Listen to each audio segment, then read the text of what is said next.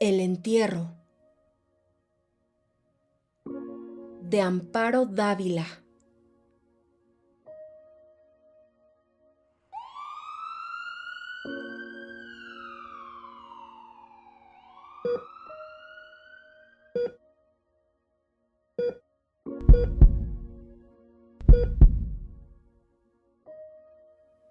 Volvió en sí en un hospital,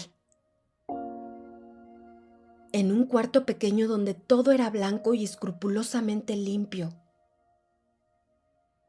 entre tanques de oxígeno y frascos de suero, sin poder moverse ni hablar, sin permiso de recibir visitas. Con la conciencia vino también la desesperación de encontrarse hospitalizado, y de una manera tan estricta. Todos sus intentos de comunicarse con su oficina, de ver a su secretaria, fueron inútiles.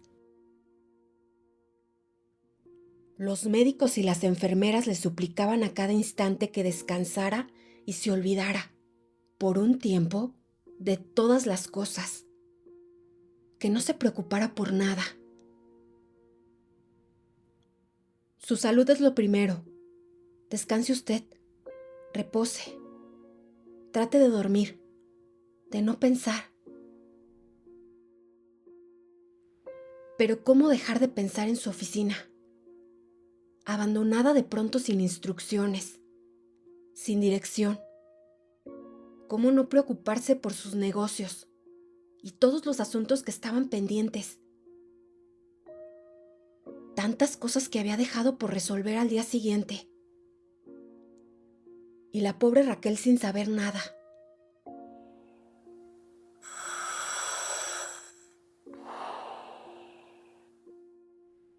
Su mujer y sus hijos eran sus acompañantes mudos. Se turnaban a su cabecera, pero tampoco lo dejaban hablar ni moverse. Todo está bien en la oficina, no te preocupes. Descansa, tranquilo.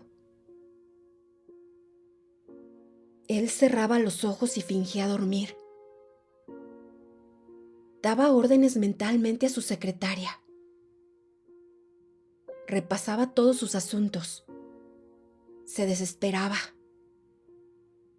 Por primera vez en la vida se sentía maniatado, dependiendo solo de la voluntad de otros, sin poder rebelarse porque sabía que era inútil intentarlo. Se preguntaba también cómo habrían tomado sus amigos la noticia de su enfermedad. ¿Cuáles habrían sido sus comentarios?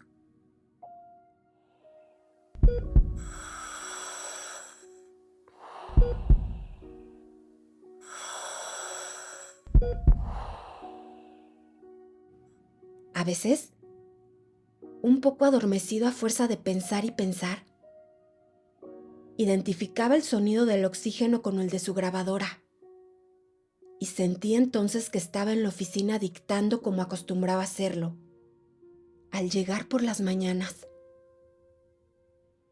Dictaba largamente hasta que, de pronto y sin tocar la puerta, entraba su secretaria, con una enorme jeringa de inyecciones, y lo picaba cruelmente. Abría entonces los ojos y se encontraba de nuevo allí, en su cuarto de hospital. Todo había empezado de una manera tan sencilla que no le dio importancia. Aquel dolorcillo tan persistente en el brazo derecho lo había atribuido a una simple reuma ocasionada por la constante humedad del ambiente, a la vida sedentaria, tal vez a los abusos en la bebida, tal vez.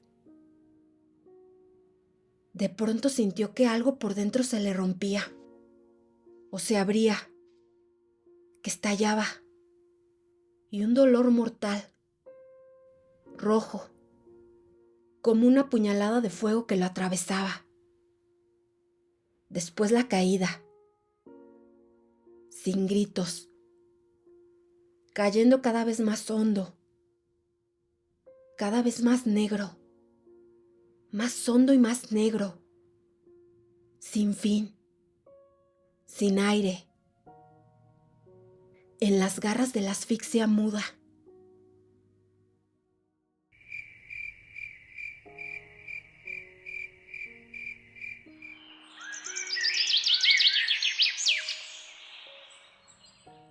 Después de algún tiempo, casi un mes, le permitieron irse a su casa, a pasar parte del día en un sillón de descanso y parte recostado en la cama. Días eternos sin hacer nada, leyendo solo el periódico. Y eso después de una gran insistencia de su parte. Contando las horas, los minutos, esperando que se fuera la mañana y viniera la tarde. Después la noche. Otro día. Otro. Y así. Aguardando con verdadera ansiedad que fuera algún amigo a platicar un rato. Casi a diario le preguntaba a los médicos con marcada impaciencia. ¿Cuándo estaría bien? ¿Cuándo podría reanudar su vida ordinaria? Vamos bien. Espere un poco más. Tenga calma. Estas cosas son muy serias. Y no se pueden arreglar tan rápidamente como uno quisiera. Ayúdenos usted. Y así era siempre. Nunca pensó que le llegara a pasar una cosa semejante. Él que siempre había sido un hombre tan sano y tan lleno de actividad. Que tuviera de pronto que interrumpir el ritmo de su vida. Y encontrarse clavado en un sillón de descanso. Allí en su casa. A donde desde algunos años atrás no iba sino a dormir. Casi siempre en plena madrugada. A comer de vez en cuando. En los cumpleaños de sus hijos. Y algunos domingos que pasaba con ellos. En la actualidad solo hablaba con su mujer lo más indispensable. Cosas referentes a los muchachos, que era necesario discutir o resolver de común acuerdo. O cuando tenían algún compromiso social, de asistir a una fiesta o de recibir en su casa. El alejamiento había surgido a los pocos años de matrimonio. Él no podía atarse a una sola mujer. Era demasiado inquieto. Tal vez demasiado insatisfecho. Ella no lo había comprendido. Reproches, escenas desagradables, caras largas. Hasta que al fin acabó por desentenderse totalmente de ella y hacer su vida como mejor le complacía. No hubo divorcio. Su mujer no admitía esas soluciones anticatólicas y se concretaron solo a ser padres para los hijos y a cumplir con las apariencias. Había llegado a serle tan extraña que ya no sabía qué platicarle ni qué decirle. Ahora ella lo atendía con marcada solicitud, que él no llegaba a entender si era todavía por un poco de afecto, sentido del deber, o tal vez lástima de verlo tan enfermo. Como fuera, se encontraba bastante incómodo ante ella. No porque sintiera remordimientos de ninguna especie. Nunca había tenido remordimientos en la vida. Solo su propio yo tenía validez. Los otros funcionaban en relación con su deseo.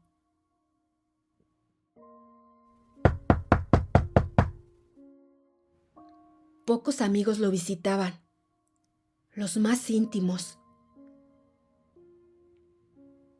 ¿Cómo te sientes? ¿Qué tal va ese ánimo? Te ves muy bien. Hay que darse valor, animarse. Pronto estarás bien. Tienes muy buen semblante, no pareces enfermo. Entonces sentía unos deseos incontrolables de gritar, que no estaba enfermo del semblante, que cómo podían ser tan imbéciles.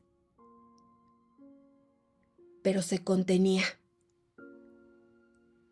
Lo decían seguramente de buena fe. Además, no era justo ponerse grosero con quienes iban a platicar un rato con él y a distraerlo un poco. Esos momentos con sus amigos y los ratos que pasaba con sus hijos cuando no iban a clases eran su única distracción.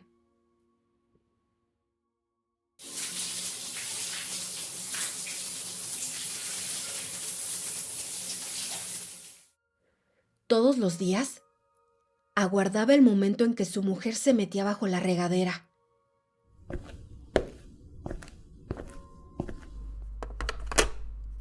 Entonces descolgaba el teléfono y en voz muy baja le hablaba a Raquel.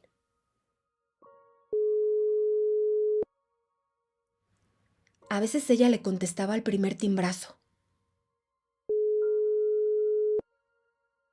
Otras tardaba. Otras no contestaba. Él imaginaba entonces cosas que lo torturaban terriblemente. La veía en la cama, en completo abandono, acompañada todavía, sin oír siquiera el timbre del teléfono, sin acordarse ya de él, de todas sus promesas.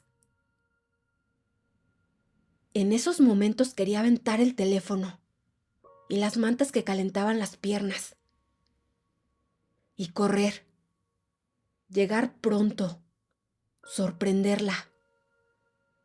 Todas eran iguales, mentirosas, falsas, traidoras. El muerto al hoyo y el vivo al gozo. Miserables, bandidas, cínicas, poca cosa. Pero de él no se burlaría. La pondría en su lugar. La botaría a la calle, a donde debía estar. La enseñaría que aprendiera a comportarse, a ser decente. Se buscaría otra muchacha mejor y se la pondría enfrente. Ya vería a la tal Raquel. Ya vería. Pálido como un muerto y todo tembloroso, pedía a gritos un poco de agua y la pastilla calmante. Otro día ella contestaba el teléfono rápidamente y todo se le olvidaba.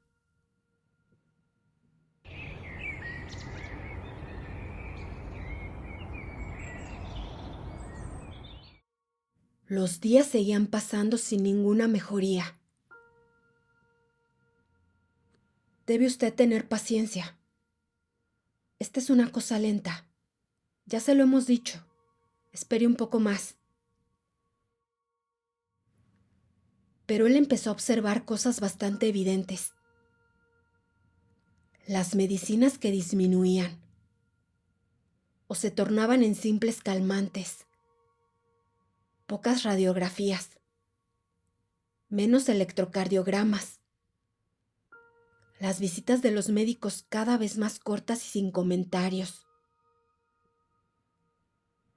El permiso para ver a su secretaria y tratar con ella los asuntos más urgentes.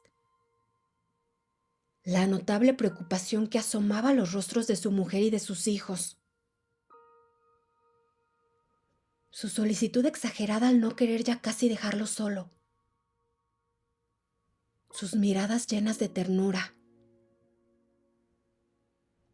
Desde algunos días atrás, su mujer dejaba abierta la puerta de la recámara, contigua a la de él, y varias veces durante la noche le daba vueltas con el pretexto de ver si necesitaba algo. Una noche que no dormía lo oyó sollozar.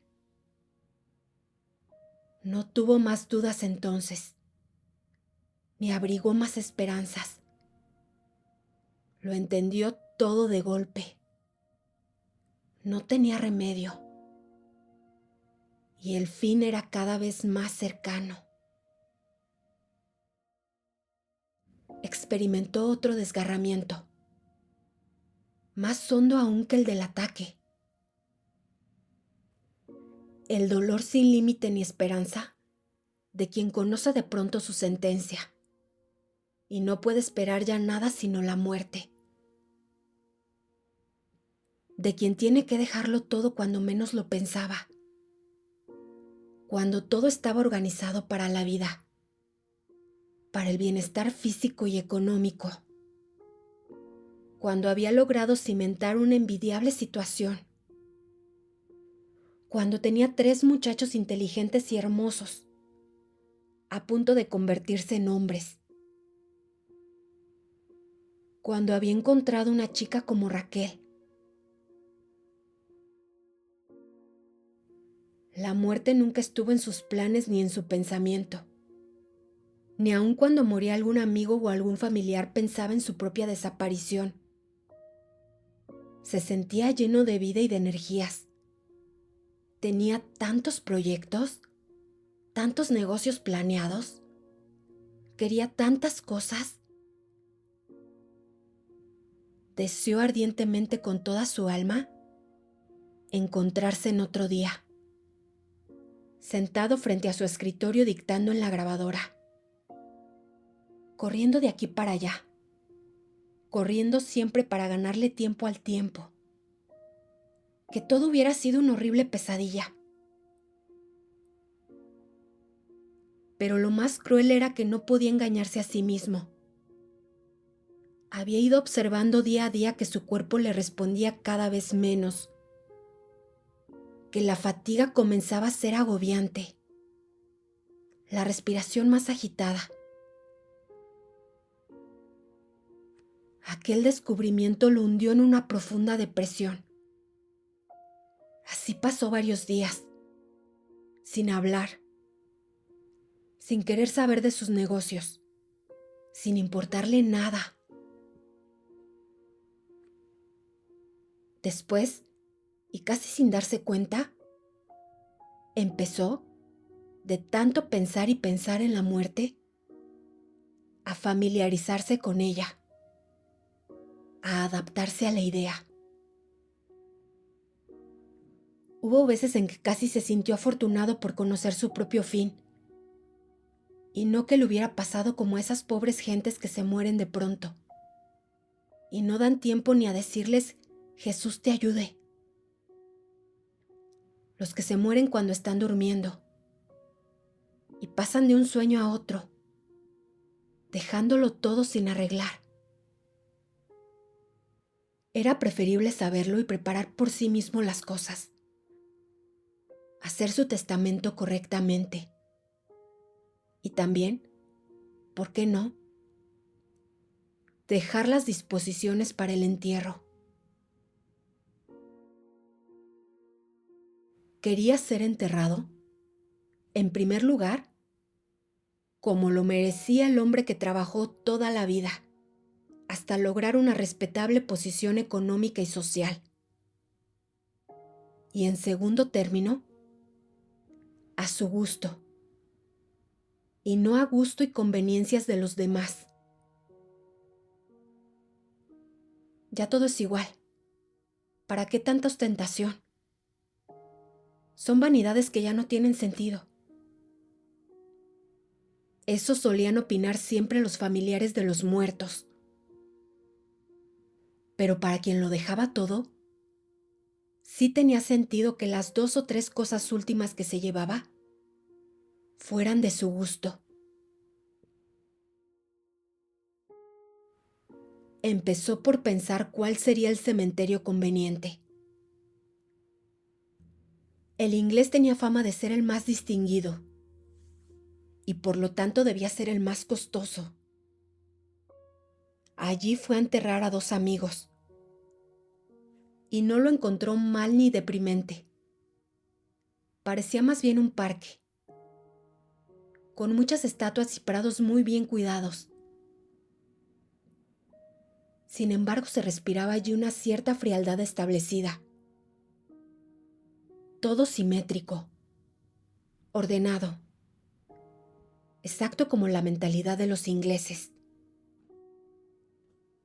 Y para ser sincero consigo mismo, nunca le habían simpatizado los ingleses, con su eterna careta de serenidad, tan metódicos, tan puntuales, tan llenos de puntos y comas. Siempre le costó mucho trabajo entenderlos las ocasiones en que tuvo negocios con ellos. Eran minuciosos, detallistas y tan buenos financieros que le producían profundo fastidio. Él, que era tan decidido en todas sus cosas, que se jugaba los negocios muchas veces por pura corazonada, que al tomar una decisión había dicho su última palabra, que cerraba un negocio y pasaba inmediatamente a otro. No soportaba a aquellos tipos que volvían al principio del asunto.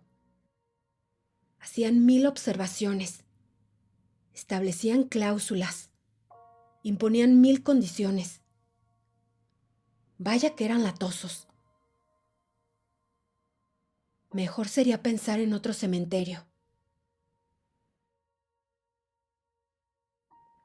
Se acordó entonces del jardín, allí donde estaba enterrada su tía Matilde. No cabía duda de que era el más bonito. Fuera de la ciudad, en la montaña, lleno de luz, de aire, de sol. Por cierto que no supo nunca cómo había quedado el monumento de su tía. No tenía tiempo para ocuparse de esas cosas. No por falta de voluntad, claro. Su mujer le contó que lo habían dejado bastante bien. Allí también estaba Pepe Antúnez, tan buen amigo. Y qué bueno era para una copa. Nunca se doblaba, aguantaba hasta el final. Ya cuando estaba alegre, le gustaba oír canciones de Guti Cárdenas. Y por más que le dijeron que dejara la copa, nunca hizo caso. Si no fuera por estas, decía levantando la copa. Y 1 o 2 más cosas, qué aburrida sería la vida. Y se murió de eso. Él tampoco había sido malo para la copa. Unos cuantos whiskies para hacer apetito. Una botella de vino en la comida. Después algún coñac o una crema. Y si no hubiera sido porque tenía demasiados negocios y le quedaba poco tiempo, a lo mejor habría acabado como el pobre Pepe. Pensó también en el Panteón Francés. Tiene su categoría, no cabe duda. Pero es el que más parece un cementerio. Tan austero, tan depresivo. Es extraño que sea así, pues los franceses siempre parecen tan llenos de vida y de alegría. Sobre todo ellas. René, Denise, Vivian. Y sonrió complacido. ¡Qué guapas muchachas!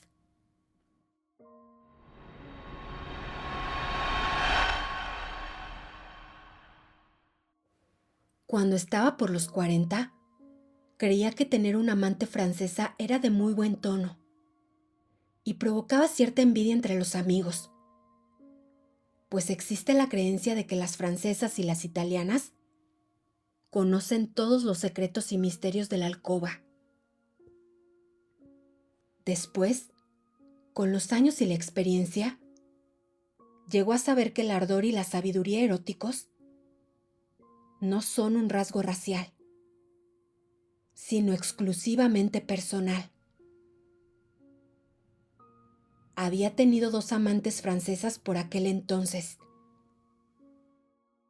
Vivian no fue nada serio. A René se la presentaron en un cóctel en la embajada francesa. Acabo de llegar. Estoy muy desorientada. No sé cómo empezar los estudios que he venido a hacer. Usted sabe, un país desconocido. Lo que usted necesita es un padrino que lo oriente. Algo así como un tutor. La mirada con que ella aceptó el ofrecimiento fue tan significativa que él supo que podría aspirar a ser algo más que tutor. Y así fue. Casi sin preámbulos ni rodeos se habían entendido. Le había puesto un departamento chico pero agradable y acogedor. Una pequeña estancia con cantina, una cocinita y un baño. En la estancia había un couch forrado de terciopelo rojo que servía de asiento y de cama, una mesa y 2 libreros.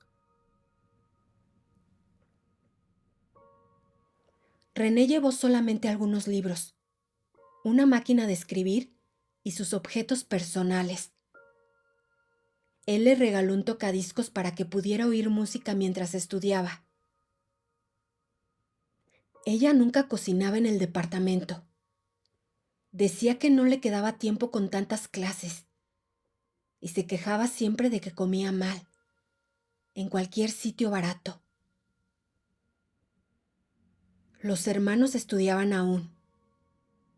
El padre, un abogado ya viejo, litigaba muy poco. Por lo tanto, de su casa le enviaban una cantidad muy reducida para sus gastos. Él no había podido soportar que René viviera así. Y le regaló una tarjeta del Diners Club para que comiera en buenos restaurantes. Al poco tiempo tuvo que cambiarla a otro departamento más grande y por supuesto más costoso. Ella se lamentaba continuamente de que el departamento era demasiado reducido, de que se sentía asfixiar, de que los vecinos hacían mucho ruido y no la dejaban trabajar. Después tuvo que comprarle un automóvil, porque perdía mucho tiempo en ir y venir de la escuela. Los camiones siempre iban llenos y de gente sucia, y de léperos que la asediaban con sus impertinencias. A veces hasta necesitaba pedir ayuda. Y claro que él no podía permitir esas cosas. René le había gustado mucho, era cierto, pero nunca se apasionó por ella. La relación duró como un año. Después ella empezó a no dejarse ver tan seguido. Tengo que estudiar mucho. Reprobé una materia y quiero presentarla a título de suficiencia. Un compañero me va a ayudar. Cuando ella tenía que estudiar, lo cual sucedía casi todas las noches, él pasaba a llevarle una caja de chocolates o algunos bocadillos. Ella abría la puerta y recibía el obsequio, pero no le permitía entrar. Estando tú no podré estudiar y tengo que pasar el examen. Le daba un beso rápido y cerraba la puerta con un «Au revoir, chérie». Él se marchaba un poco fastidiado en busca de algún amigo para ver una variedad o a tomar algunas copas antes de irse a dormir a su casa.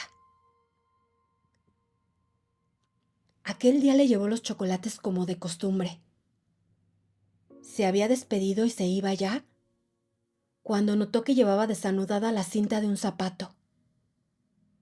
Se agachó para amarrársela, pegado casi a la puerta del departamento.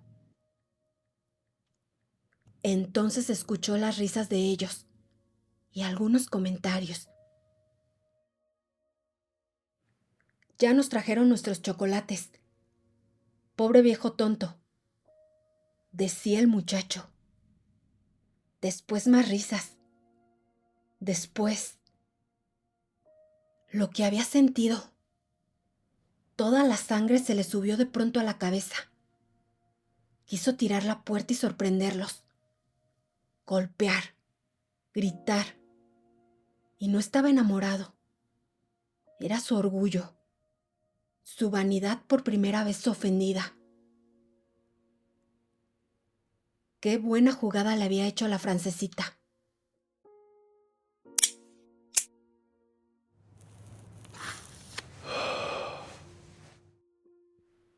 Encendió un cigarrillo y le dio varias fumadas.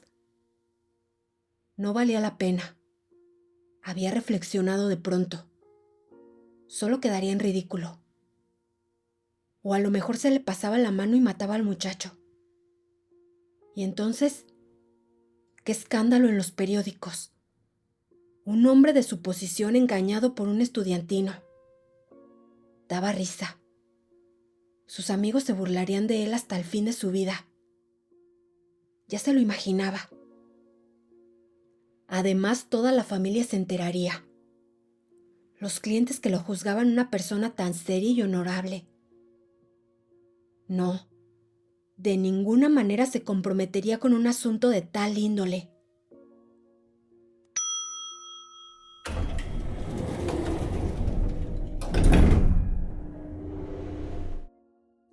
Tomó el elevador y salió del edificio. Estacionó su carro a cierta distancia y esperó fumando cigarrillo tras cigarrillo. Quería saber a qué hora salía el muchacho, para estar totalmente seguro. Esperó hasta las 7 de la mañana. Lo vio salir arreglándose el cabello, bostezando. Después ella lo había buscado muchas veces. Lo llamaba a su oficina. Lo esperaba a la entrada. Lo buscaba en los bares acostumbrados. Él permaneció inabordable. Ya no le interesaba. Había miles como ella o mejores. Denise no significó nada. Se acostó con ella 2 o 3 veces y era mucho, pues todos sus amigos y casi media ciudad habían pasado solo una vez por su lecho. Tenía la cualidad de ser muy aburrida y la obsesión de casarse con quien se dejara. Y además era larga y flacucha. No tenía nada.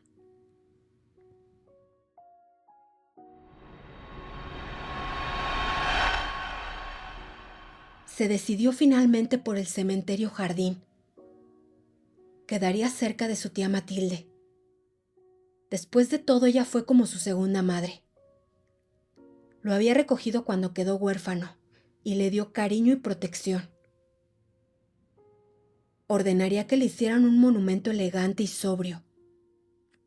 Una lápida de mármol con el nombre y la fecha. Compraría una propiedad para toda la familia. Que pasaran allá a la tía Matilde y a sus hermanos. Comprar una propiedad tenía sus ventajas. Como inversión era bastante buena, pues los terrenos suben de precio siempre, aún los de los cementerios. Aseguraba también que sus hijos y su mujer tuvieran dónde ser enterrados.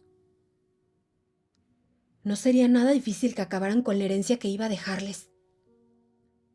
Había visto tantos casos de herencias cuantiosas dolorosamente dilapidadas.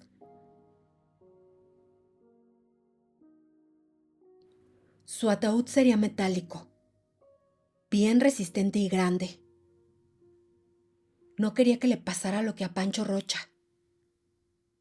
Cuando fue a su velorio, tuvo la desagradable impresión de que lo habían metido en una caja que le quedaba chica. Pediría una carroza de las más elegantes y caras, para que las gentes que vieran pasar su entierro dijeran: Debe haber sido alguna persona muy importante y muy rica. En cuanto a la agencia funeraria donde sería velado, no había problema. Gayoso era la mejor de todas. Estas disposiciones irían incluidas en el testamento que pensaba entregar a su abogado y que debería ser abierto tan pronto él muriera, para darle tiempo a la familia de cumplir sus últimos deseos.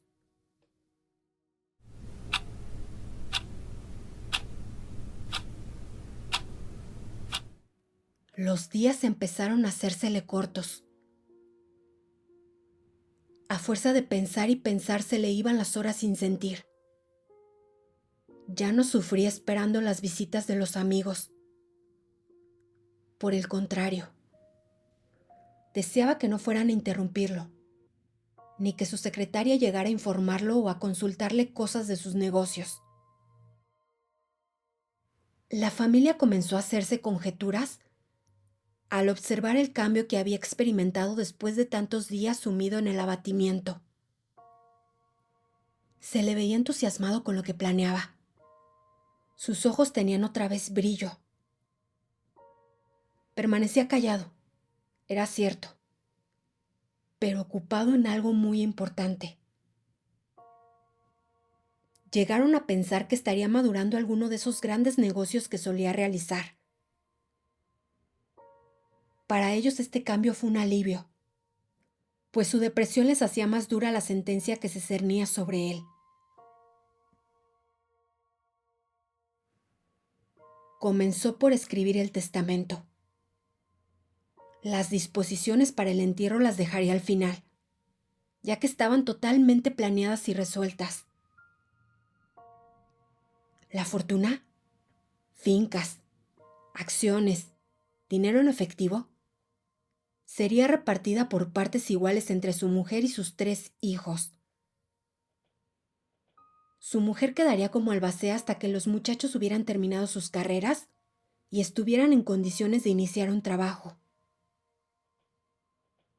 A Raquel le dejaría la casa que le había puesto y una cantidad de dinero suficiente para que hiciera algún negocio. A su hermana Sofía algunas acciones de petróleos. La pobre nunca estaba muy holgada en cuestión de dinero. Con tantos hijos y con Emilio que casi siempre terminaba mal en todos los negocios que emprendía. A su secretaria le daría la casa en la colonia del Valle. Había sido tan paciente con él, tan fiel y servicial, que tenía casi 15 años a su servicio. Su hermano Pascual no necesitaba nada, ya que era tan rico como él. Pero su tía Carmen sí. Aunque era cierto que nunca tuvo gran cariño por aquella vieja neurastérica, que siempre lo estaba regañando y censurando. En fin, así era la pobre. Y ya estaba tan vieja que le quedaría sin duda poco tiempo de vida. Que por lo menos ese tiempo tuviera todo lo que se le antojara. Tardó varios días en escribir el testamento. No quería que nadie se enterara de su contenido hasta el momento oportuno. Escribía en los pocos ratos en que lo dejaban solo. Cuando alguien llegaba, escondía los papeles en el escritorio y cerraba con llave el cajón. Todo había quedado perfectamente aclarado, para no dar lugar a confusiones y pleitos. Era un testamento bien organizado y justo, y no defraudaría a nadie. Solo faltaba agregar allí las disposiciones para el entierro, lo cual haría en otro momento. 2 cosas deseaba antes de morir: salir a la calle por última vez, caminar solo, sin que nadie lo vigilara y sin que nadie en su casa se enterara. Caminar como una de esas pobres gentes que van tan tranquilas, sin saber que llevan ya su muerte al lado, y que al cruzar la calle un carro las atropella y las mata. o los que mueren cuando están leyendo el periódico mientras hacen cola para esperar su camión. Quería también volver a ver una vez más a Raquel. La había extrañado tanto.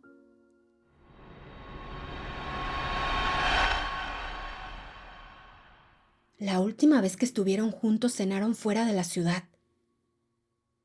El lugar era íntimo y agradable. Muy poca luz. La música asordinada. Lenta. A las 3 copas Raquel quiso bailar. Él se había negado. Le parecía ridículo a su edad. Podía encontrarse con algún conocido. Eso ya no era para él. Pero ella insistió. Insistió y ya no pudo negarse. Recordaba aún el contacto de su cuerpo tan generosamente dotado. Su olor de mujer joven y limpia. Y como si hubiera tenido un presentimiento, la había estrechado más. Cuando la fue a dejar a su casa, no se quedó con ella. No se sentía bien. Tenía una extraña sensación de ansiedad. Algo raro que le oprimía el pecho. Lo sofocaba y le dificultaba la respiración. Apenas había podido llegar a su casa y abrir el garage.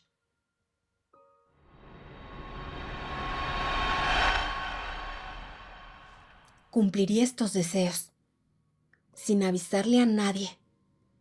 Se escaparía. Después de la comida resultaría fácil. Su mujer dormía siempre una pequeña siesta, y los sirvientes hacían una larga sobremesa. Él pasaba siempre las tardes en la biblioteca, donde había una puerta que comunicaba con el garage. Por allí saldría sin ser visto. En el closet de la biblioteca tenía abrigo y gabardina. Cuando regresara les explicaría todo. Ellos entenderían. En su situación, ya nada podía hacerle mal. Su muerte era irremediable. Se quedara sentado inmóvil como un tronco, o saliera a caminar, para el caso ya todo era igual. En aquel momento entró su mujer. La tarde estaba fría. Llovió un poco. Era mejor irse a la cama. Accedió de buena gana y se dejó llevar.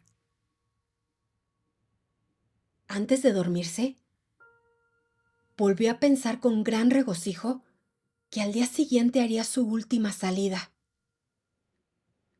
Se sentía tan emocionado como el muchacho que se va por primera vez de parranda. Vería a Raquel. Vería otra vez las calles. Caminaría por ellas.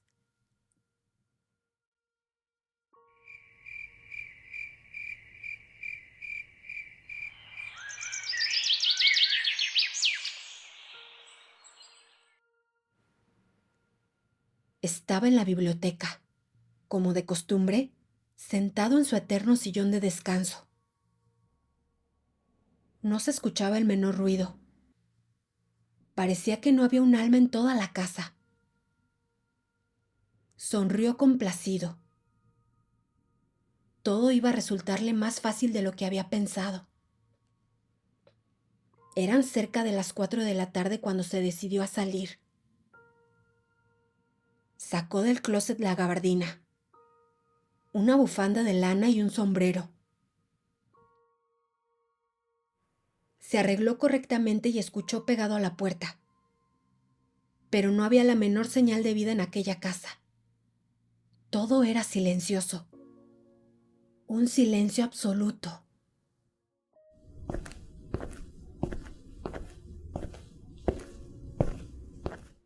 Bastante tranquilo salió por la puerta del garage. No sin antes haberse colocado unos gruesos lentes oscuros para no ser reconocido. Quería caminar solo. La tarde era gris y algo fría. tarde de otoño ya casi invierno. Se acomodó la bufanda y se subió al cuello de la gabardina.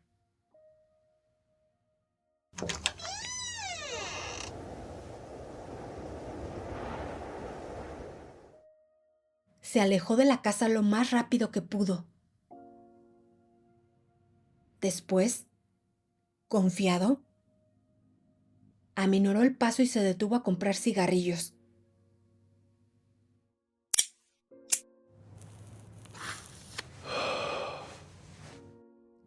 Encendió uno y lo saboreó con gran deleite. Tanto tiempo sin fumar. Al principio les pedía siempre a sus amigos que le llevaran cigarrillos, pero nunca lo hicieron. Después no volvió a pedirlos.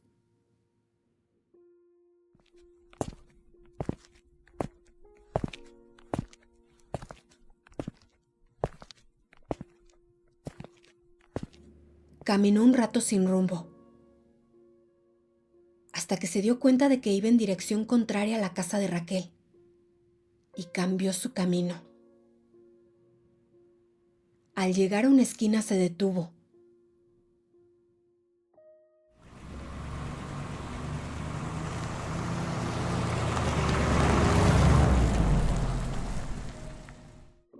Venía un cortejo fúnebre, y ya no le daba tiempo de atravesar la calle.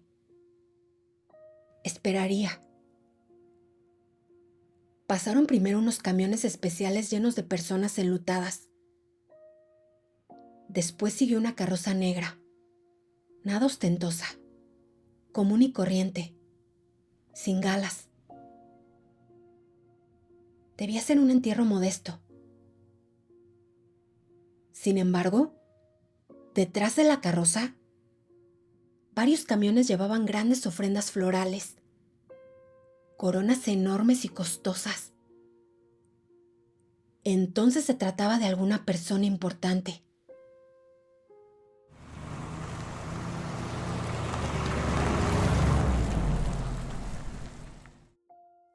Venía después el automóvil de los deudos.